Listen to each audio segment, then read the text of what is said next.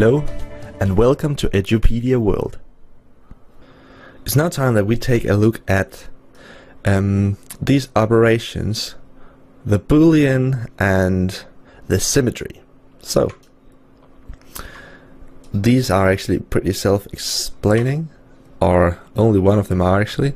Let's try and add symmetry. So click, drag and let go, and we get this invisible thing. It's called symmetry, and we'll only be able to see what it does when we add some objects. So take a cube, scale it, move it to the side, and as you can see right now we've got the symmetry and we've got the cube. So right now they are not connected, and that's because symmetry works in a certain way that it takes everything that's inside, or that is like a child of the symmetry, and then it symmetrifies it through some kind of plane. So if I take this cube and drag it under the symmetry, then you'll see it does symmetry. So I can take this cube, move it, and the other one will follow. If we look at symmetry, it has been said to use the mirror plane CY, and that means it's you can see there's a plane with the Y and the C channel, sorry, the C and Y axis. That means it's going to be this plane. It's going to be doing symmetry like over this plane. If we can change that so that it does symmetry over C and Y.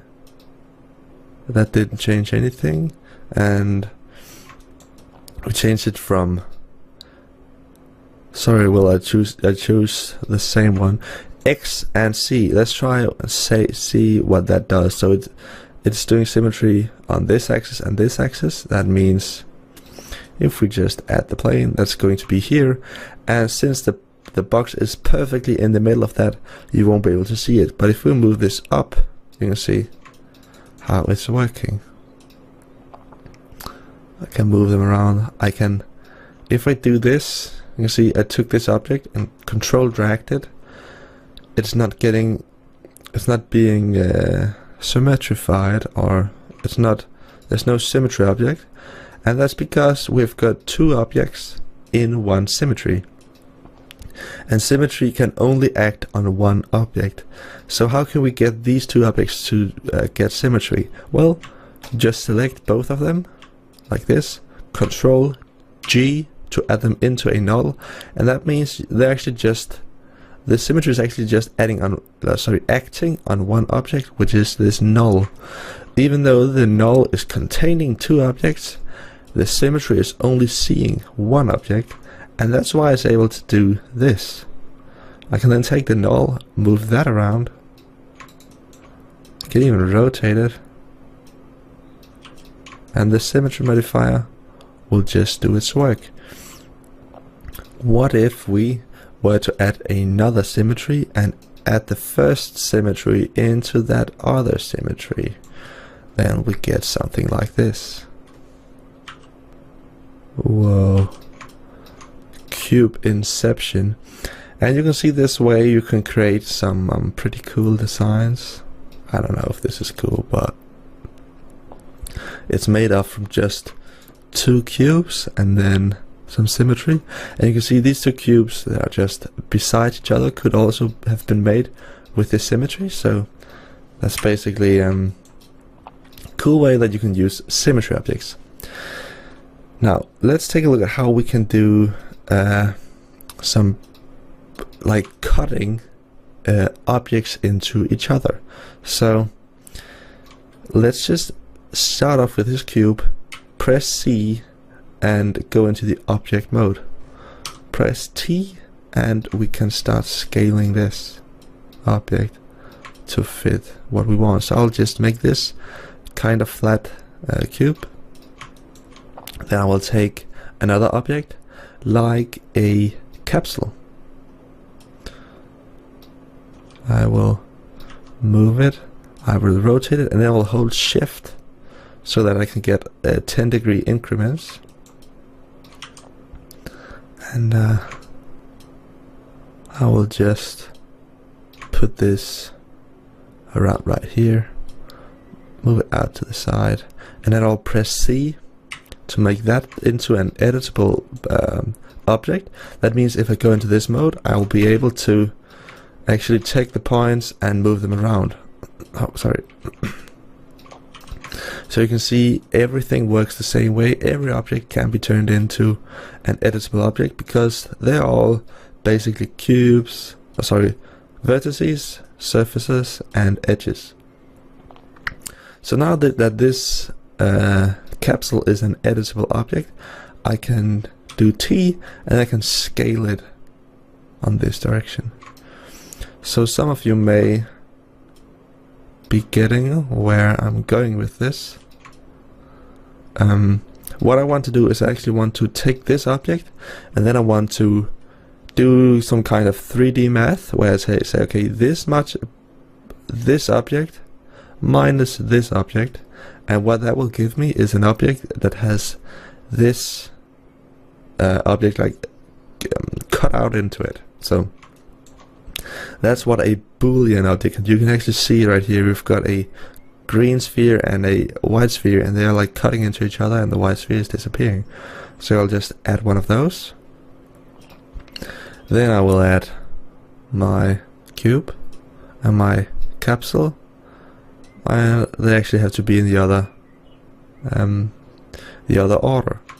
And if we go back to garage shading, then we will be able to see that right now we've actually just got a cube and this capsule has been cut out of it.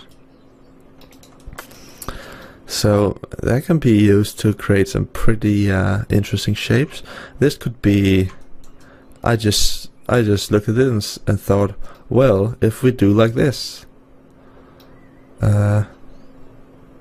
sorry, let's just, I will deselect,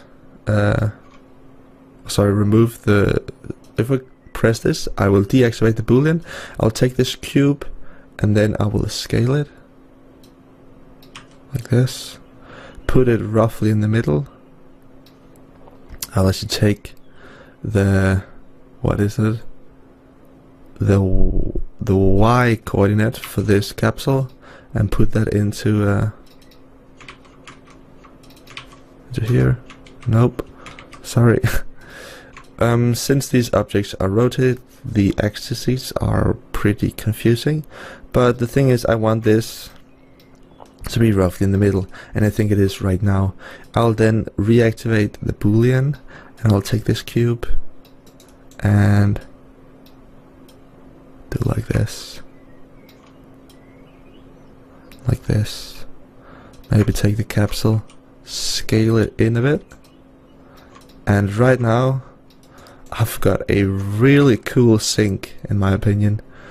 Imagine this, I can turn off the grid and we can see this much nicer. In my opinion, this is a pretty cool sync. You can add like a you could add the water thing, I don't know what it's called in English, and then you could start doing cool interior design. This is very modern in my opinion. I really like this. So let's just delete this cube. That was just to make it look like a sink.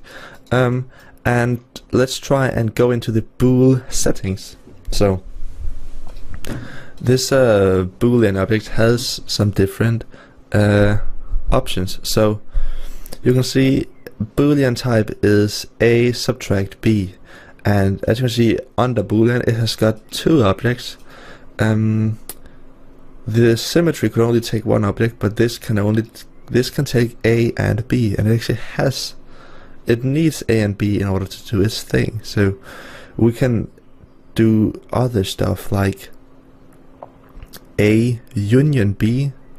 If we do that, then we will get an object that is this cube and this capsule in one. so it won't look any different than just the two objects for themselves, but this way they are one object.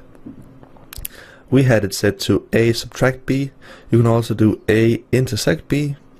Please try and make a guess about what the A intersect B will be. Intersect. That will be the point where A is like equal to B.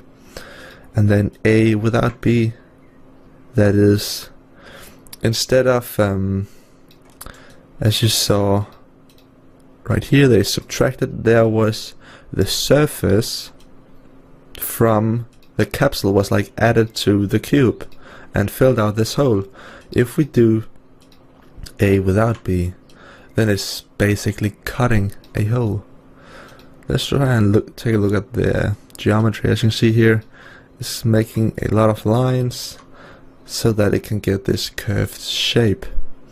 And that's something that we will be learning later on, that this type of geometry is actually terrible. I'll just tell you this is, if you look at this from a geometry point of view, then this is terrible geometry, because you want only cubes, or as we call them, quads, and here there's a billion triangles, and if you wanted to add some detail in here, it would be a nightmare. So we will also be learning how we can make nicer geometry, because this is, as I said, terrible in the terms of geometry. So let's just go back to our sync design right here, and you can see there's a lot of different options, but the most important thing is that we are able to take two objects and then either subtract them from each other, or intersect them, or what was the last thing? Union and without. So this is some pretty powerful tools that you have. Thank you for watching Edupedia World. Stay tuned for more videos.